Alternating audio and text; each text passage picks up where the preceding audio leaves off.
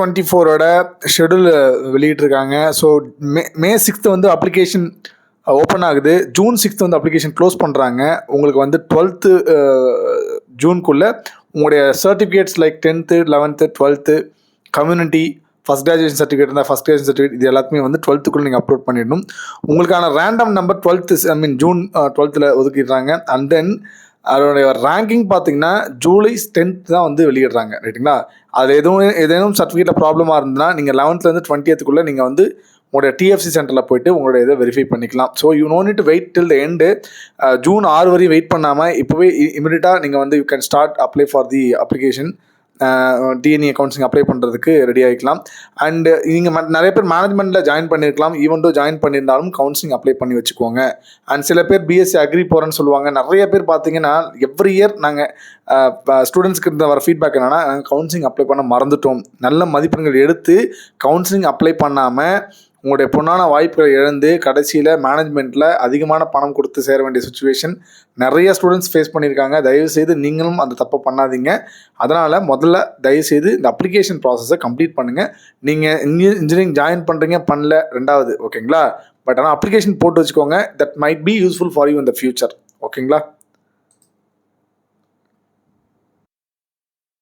நான் அப்ளை பண்ணுறது ரெடி ஆகிட்டேன். என்ன டாக்குமெண்ட்ஸ் வந்து உங்கள் கையில் கண்டிப்பாக இருக்குன்னு பார்த்தீங்க அப்படின்னா, உங்களுக்கான ஒரு இமெயில் அட்ரஸ் கண்டிப்பாக இருக்கணும். இது வரையும் உங்களுக்கு இமெயிலே கிடையாது அப்படின்னா தயவுசெய்து ஒரு இமெயில் ஐடி கிரியேட் பண்ணிக்கோங்க. இமெயில் ஐடி கண்டிப்பாக இருக்கணும். உங்களுக்கான ஒரு ஃபோன் நம்பர் இருக்கணும். அது உங்களதோ இல்லை பேரண்ட்டதோ ரிலேஷன்தோ யார் வேணா இருக்கலாம். பட் தட் ஃபோன் நம்பர் தான் ரொம்ப ரொம்ப இம்பார்ட்டன்ட். அதுக்கு தான் உங்களுக்கு வந்து ஓடிபி வரும்.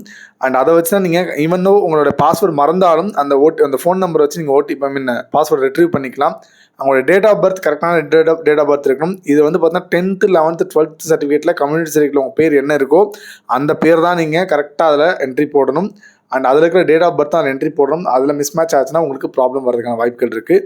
And then certificates like community certificate, first graduation certificate and இந்த சர்டிஃபிகேட்லாம் ரெடியாக வச்சுக்கணும். அண்ட் கம்யூனிட்டி கண்டிப்பாக உங்கள்கிட்ட இருக்கும். ஃபஸ்ட் கிராஜுவேஷன் சர்டிஃபிகேட் உங்கள்கிட்ட இல்லைனாலும் அங்கே நீங்கள் அப்ளை பண்ணும்போது எஸ் கொடுத்துருங்க. ஸோ தட் ஃபியூச்சரில் வந்து உங்களுக்கு வந்து நீங்கள் ஈவன் தோ காலேஜில் போய்ட்டும் நீங்கள் ஃபஸ்ட் கிராஜுவேட் சர்டிஃபிகேட் சப்மிட் பண்ணலாம். ரைட்டுங்களா?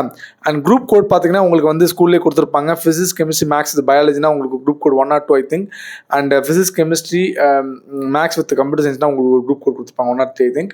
ஸோ அந்த குரூப் கோட் வந்து வச்சுக்கோங்க. அண்ட் இஎம்ஐஎஸ் நம்பர்ன்றது உங்களுடைய ஸ்கூலில் கொடுக்கப்படுகின்ற நம்பர். நீங்கள் லாகின் பண்ண முடியாது. இது கவர்மெண்ட்டோட போர்ட்டலில் இருக்குது. அதை உங்கள் ஸ்கூல் தான் லாகின் பண்ணுவாங்க. அதில் உங்களுடைய ஹிஸ்ட்ரி, ஜாகிரஃபி, அதாவது உங்களுடைய வரலாறே அதில் இருக்கும். ஸோ அதனால் அந்த இஎம்ஐஎஸ் நம்பரை வாங்கி வச்சுக்கோங்க. அதை வச்சு அதுவும் கண்டிப்பாக, ஏன்னா அது எல்லாமே மேண்டேட்ரி. உங்களுக்கு ஸ்டார் போட்டிருக்கும். இதெல்லாம் நீங்கள் அப்ளை பண்ணியிருந்தா தான், இதெல்லாம் நீங்கள் போட்டிங்கன்னா தான் உங்களுக்கு அடுத்த ப்ராசஸ்க்கு போகும். ஓகேங்களா?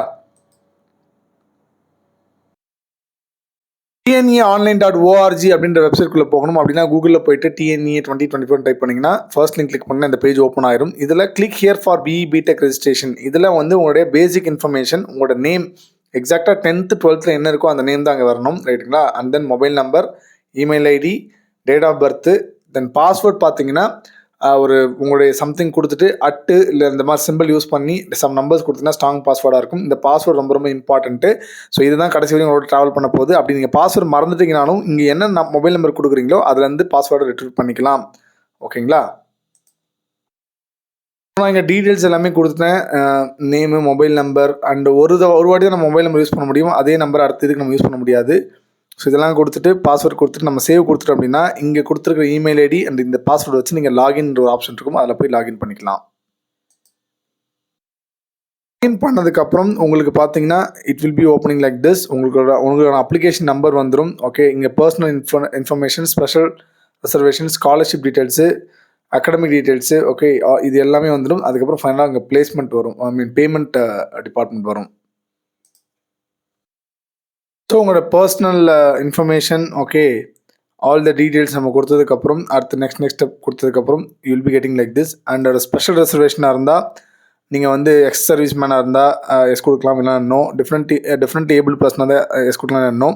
அண்ட் டிஎஃப்சி சென்டர் ரொம்ப ரொம்ப இம்பார்ட்டன்ட். உங்கள் ஊர் பக்கத்தில் உங்களுக்கு நியர்பை இருக்கோ என்ன இருக்கோ அதை கொடுங்க. ஃபார் எக்ஸாம்பிள் நீங்கள் விழுப்புரத்தில் இருந்துக்கிட்டு சென்னை கொடுத்தீங்கன்னா அது அப்புறம் ஏதாவது சர்டிஃபிகேட் ப்ராப்ளமாக இருந்தால் அது கஷ்டமாயிடும். ரைட்டுங்களா?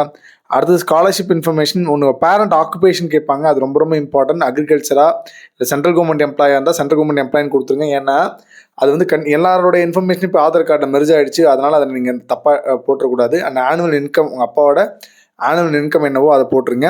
எஸ்சி எஸ்டி கன்சர்ன் அவங்கள பொறுத்தவரையும் ஆனுவல் இன்கம் 2 லட்சத்துக்குள்ளே இருந்தால் அவங்களுக்கு 50,000 கவர்மெண்ட் வந்து டியூஷன் ஃபீஸ் ஸ்பான்சர் பண்ணுறாங்க இல்லையா, அது கொடுத்துருவாங்க. பிசி எம்பிசி பொறுத்தவரையும் கவுன்சிலிங் மூலமாக ஜாயின் பண்ணுற ஸ்டூடெண்ட்ஸ்க்கு மட்டும் 2 lakhsக்குள்ள இன்கமாக இருந்தால் அவங்களுக்கு வந்து 8,000 10,000 ஸ்காலர்ஷிப் வந்து உங்களுக்கு வரும்.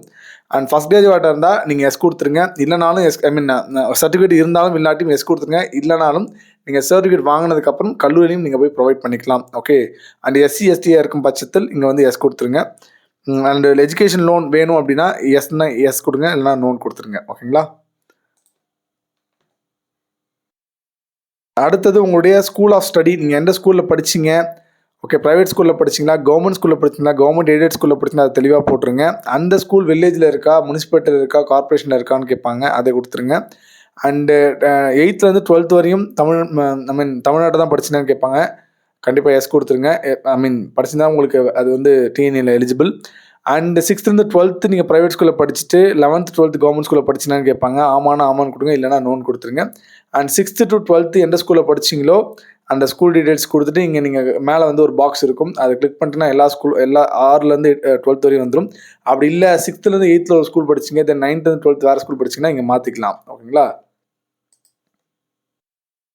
அண்ட் உங்களுடைய academic information, so qualification examination இது டிஃபால்ட்டாக வந்துடும். உங்களோட குரூப் கோடு வந்து பார்த்தீங்கன்னா ஃபிசிக்ஸ் கெமிஸ்ட்ரி மேக்ஸ் வித் பயாலஜியா இல்லை physics chemistry maths with computer சயின்ஸாக இருக்கணும். ஓகே, அப்படி இருந்தால் தான் eligible for applying TNEA counselling. And உங்களுடைய எஸ்எஸ்எல்சியோட மேக்ஸிமம் டோட்டல் மார்க்ஸ் என்ன, நீங்கள் இந்த மாதிரியான இதுக்கு அப்ளை பண்ணிக்கலான்னு கேட்பாங்க. நீட்டுக்கு, இந்தியன் மேரிடைம் யூனிவர்சிட்டிக்கு அப்ளை பண்ணியிருக்கீங்களா, இதெல்லாம் எஸ்ஸாக இருந்தால் எஸ் கொடுங்க, இல்லைனா நோன் கொடுத்துருங்க. உங்களுடைய community certificate number and EMIS number உங்கள் ஸ்கூல்லேருந்து கண்டிப்பாக நீங்கள் வாங்கியிருக்கணும். மினிமம் 10 digit நம்பராக இருக்கணும்.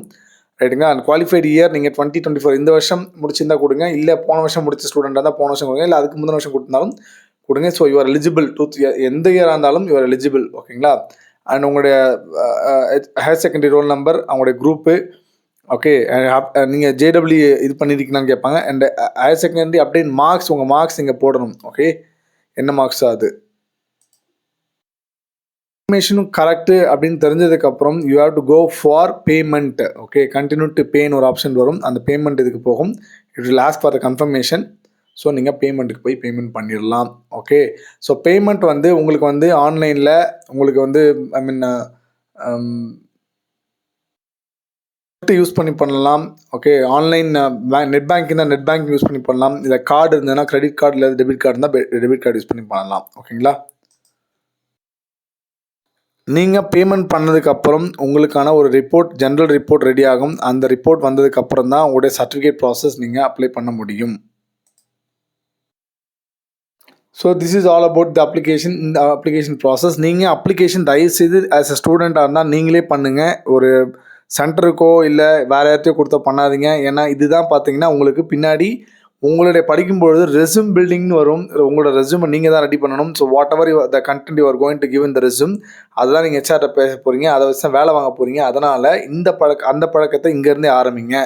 யாருக்கிட்டையும் கொடுத்து அப்ளிகேஷனை அப்படி ஃபில்அப் பண்ணாதீங்க, நீங்கள் ஓனாக பண்ணுங்கள். ஓகே, ஸோ கூட உங்களுடைய சீனியர்ஸ் யாராவது வச்சுக்கிட்டு, அப்பா அம்மா வச்சுக்கிட்டு, இல்லை ரிலேஷன் யாராவது வச்சுக்கிட்டு நீங்களே ஃபில் பண்ணுங்கள். ஓகேங்களா. தப்பாக இருந்தாலும் அவங்களுடைய உதவியோட அந்த தப்பை கரெக்ட் பண்ணிவிட்டு you just do the process. அடுத்தவங்க கொடுத்து பண்ணிங்க அப்படின்னா அதுவே பழக்கமாயிடும். அப்புறம் ரெஸ்யூமும் பார்த்தீங்கன்னா இன்னொருத்தவங்க கொடுத்து பண்ண சொல்லுவீங்க, வேலையும் இன்னொருத்தர் கொடுத்து வாங்க சொல்லுவீங்க. அதெல்லாம் வந்து ரொம்ப லைஃப்பில் ஸ்ட்ரகிள் பண்ண வேண்டியதாக இருக்கும். So start from now onwards. Okay, wish all the best. மறக்காமல் சீக்கிரமாக கவுன்சிலிங் அப்ளிகேஷன் ப்ராசஸ் ஸ்டார்ட் பண்ணுங்கள். Thank you all of you. அடுத்த நல்ல வீடியோவில் மீட் பண்ணலாம்.